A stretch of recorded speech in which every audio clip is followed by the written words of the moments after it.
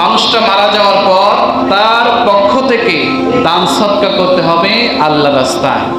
যিনি মারা গেছেন তার পক্ষ থেকে আল্লাহর রাস্তায় দান করতে হবে, সদকা করতে হবে।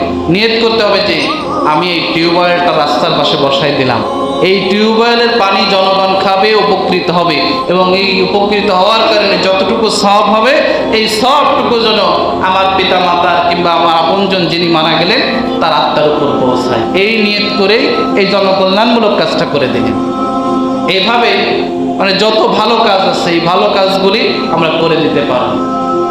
এক কথায় এই মৃত ব্যক্তির জন্য আমরা দান সদকা করে সওয়াব রেসানি করতে পারব।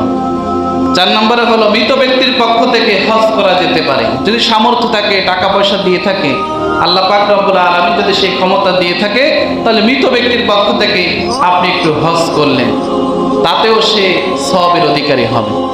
এরপরে মৃত ব্যক্তির পক্ষ থেকে আমরা কুরবানি করতে পারব।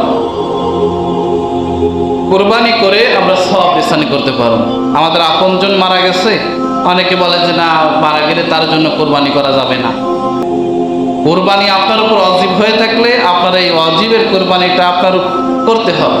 এর পরবর্তীতে আপনি আমার আপনজন মারা গেছে তার জন্য আপনি সওয়াব রেসানের উদ্দেশ্যে একটা কোরবানি করলেন, কিংবা আপনি যেই কুরবানিটা করলেন আপনার পক্ষ থেকে ওই কুরবানির সওয়াবটা আপনার আপনজন যারা কবরে শুয়ে আছে তাদের সওয়াব রেসানি হিসেবে আপনি নিয়ত করতে পারেন।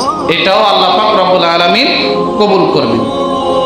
এরপরে মৃত ব্যক্তির পক্ষ থেকে রোজা রাখা যেতে পারে। যে মানুষটা মারা গেছে তার জন্য আপনি একটু রোজা রেখে দিলেন, এটাও করা যেতে পারে। এইভাবে তাদের জন্য সওয়াব রেসানির কাজটা আমরা করবো ইনশাআল্লাহ।